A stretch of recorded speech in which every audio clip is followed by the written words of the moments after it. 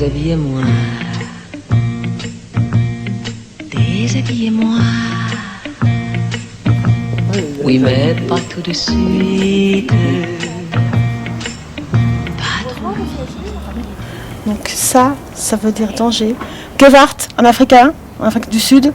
Et Inkosi, c'est en Kosa, ça veut dire donc danger.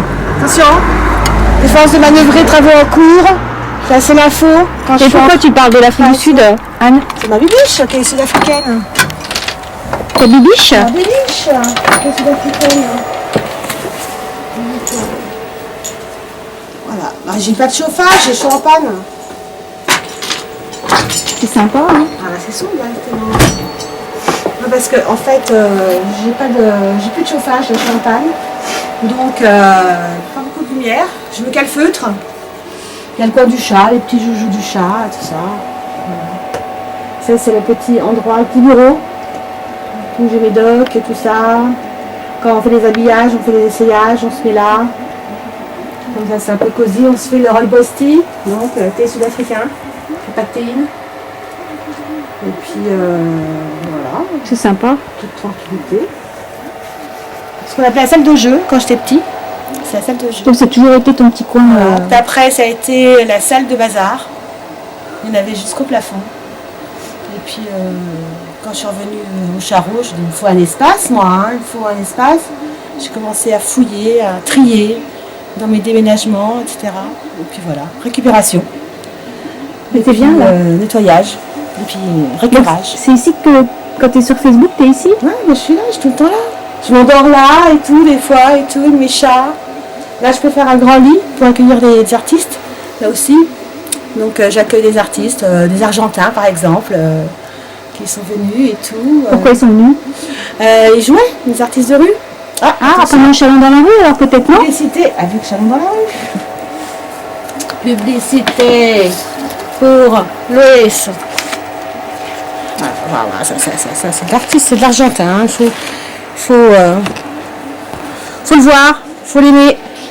Mais je ne l'ai pas vu, je crois, dans Chalon dans la rue, ça me dit rien du tout. Ah, il y a plein d'infos sur internet, je t'enverrai ces liens. Donc il est venu cette année? L'an dernier. Ah d'accord, ok. Et tu l'as connu comment? Je l'ai connu à Aurillac. D'accord. En 2005. Puis on s'est revus et tout ça. Et après il est venu sur Chalon, donc voilà, tu peux t'installer, je vais faire un petit thé. D'accord. Un petit rooibos tea. Ok. Allez, Tranquille. J'ai aidé à monter ce projet. J'ai réussi à attraper Claude Lelouch dans la rue à Dijon et de passer à flyer. Waouh, succès. Et pourquoi tu l'as vu à Dijon?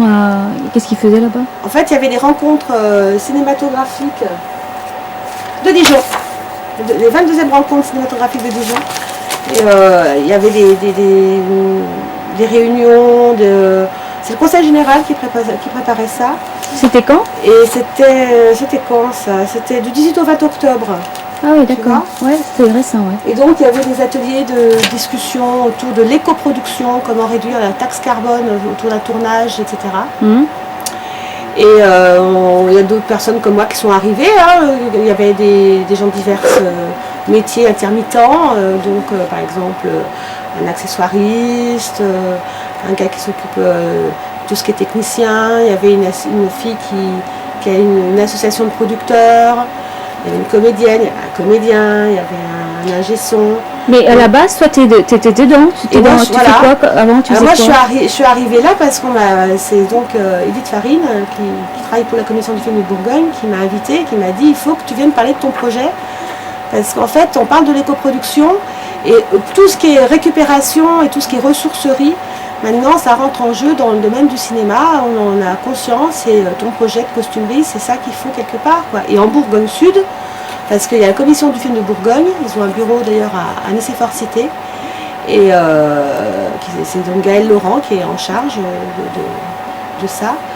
Et me dit il faut absolument qu'on t'aide à faire quelque chose. Moi, ma problématique, c'est que j'existe pas. J'ai pas d'association, j'ai rien créé parce que je sais pas si c'est le bon moule de faire une association. Est-ce que ça va déjà rentrer dans une éco-entreprise? Est-ce que je peux avoir des partenaires? Comment je peux être encadrée? Je ne sais pas faire un bilan prévisionnel, on me demande des bilans prévisionnels. Moi j'ai un stock de fringues, j'ai des possibilités d'en récupérer plein partout. Et ça, des stocks de vêtements endormis, il y en a beaucoup avec Carnaval.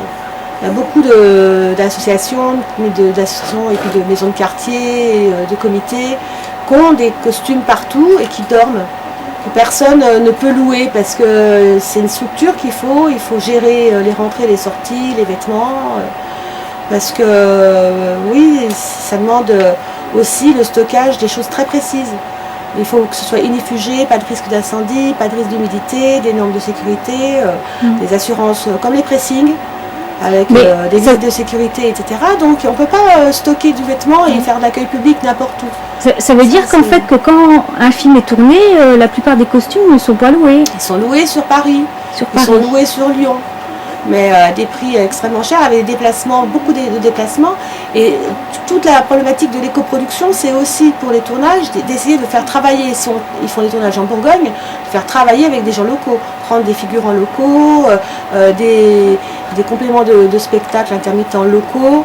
Et puis bien sûr, s'il y avait un projet de costumerie, ils travailleraient avec à la résidence, c'est certain. Mmh. Mais donc le conseil général, ce qui est bien, c'est que j'ai un contact avec Tiffaine qui m'a dit écoute, moi je vais essayer de te trouver aussi des infos, plus dans le côté on va dire administratif, comment il faut que tu gères et quelle aide peut-être tu peux prétendre, comment accéder à des aides. Et moi je suis toujours à la recherche d'un mécène, d'un parrain, d'un local, et après je peux accueillir tous les fonds de costumes qu'on veut me confier. Et tu vois là, j'ai sans arrêt des personnes qui décèdent, des gens que je connais, qui ont des vêtements, qui me disent nous on voudrait bien donner à Emmaüs, mais il y a des choses, peut-être ça t'intéresse pour la costumerie.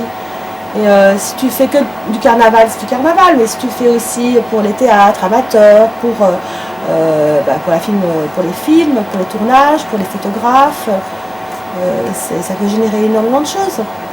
Mais la costumerie n'existe pas pour l'instant.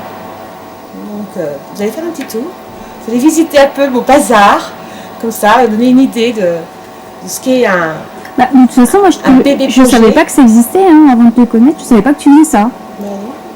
Parce que je n'avais pas dit. Non. Non, parce qu'en fait, au départ, j'étais vraiment axée sur Carnaval, dans l'optique justement de faire revivre les gognos.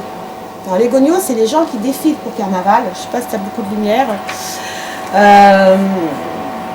Et en fait, je me suis rendu compte qu'il n'y avait plus dans le public les gens qui se déguisaient comme moi quand j'étais enfant. Quand j'étais enfant, mes parents me déguisaient.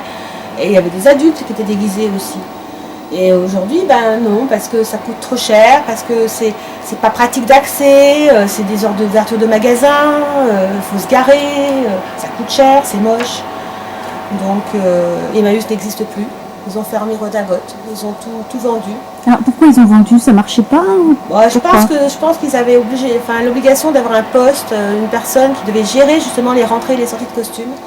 Qu'une costumerie, c'est du travail, c'est pas on loue, c'est aussi recoudre, créer. C'est vraiment un lieu de création aussi. Peut-être ça ne suffisait pas juste de louer et d'avoir quelqu'un qui soit là pour gérer ça, avoir un salaire à sortir tous les mois, c'est compliqué. Les Emmaüs, ils préféraient que cette dame elle fasse autre chose que d'être dans la boutique à sortir 3 costumes. Quoi. Et en plus, avoir une costumerie, c'est avoir les idées. Donc moi, on me demande une silhouette, un personnage, je vais chercher dans ce que j'ai, je vais composer une silhouette. Alors que eux, ils avaient une redingote, une jupe gitane, un truc de cow-boy.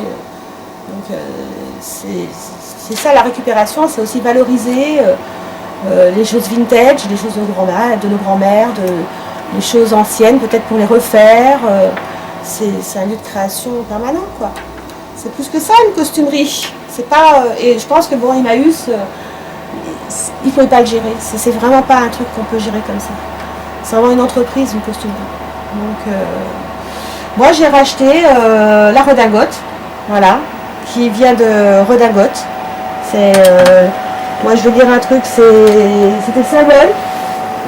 Parce que moi je suis allée les voir, je voulais qu'on coopère, mais ça n'a pas été possible. Donc voilà, moi j'ai récupéré 2-3 trucs que j'ai payés avec mes propres deniers, que je n'ai pas. Et en disant, ben voilà, j'investis pour le projet. Et un jour ou l'autre, peut-être toutes ces personnes qui n'ont pas vraiment grande ouverte leurs portes, ils vont se dire, zut, c'est dommage, hein, il y avait des choses à faire. Hein. Et voilà, c'est Anne qui les aura fait avec vous mes amis, vous tous qui aurez votre carte d'adhérent.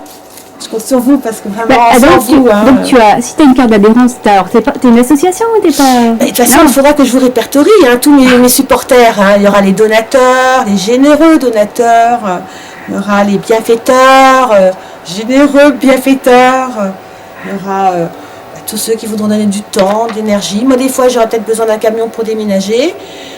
J'espère que tous mes copains camionneurs sont vers moi. Si j'ai besoin d'un coup de peinture, mes copains plâtriers sont peut-être avec moi. Voilà, il y a des bricolages ou des choses à faire. Puis sortiront des costumes gratos. Je maquille gratos pendant 1 an après. Mais la carte d'adhérent, oui, c'est pour répertorier. Puis c'est un peu symbolique, c'est dire voilà, il y a autant de soutien et même ça n'est pas cher. Quoi. Puis ceux qui auront des Tu travailles pas avec Chalon dans la rue? Tu travailles avec Carnaval? Chalon dans la rue, comme des chantiers, des machins, tu ne contactes pas? C'est-à-dire que quand il y a des soirées, là par exemple, il y a des soirées aux abattes et tout, tous les copains qui vont aux abattes déguisés viennent me voir moi. D'accord. Bien sûr, j'ai des copains. J'ai un réseau potentiel, mais après il faut le faire bouger quoi. Donc ça c'est tous les maquillages professionnels, parce que nous travaillons qu'avec des produits professionnels, si vous ne connaissez pas. Voilà, c'est ça.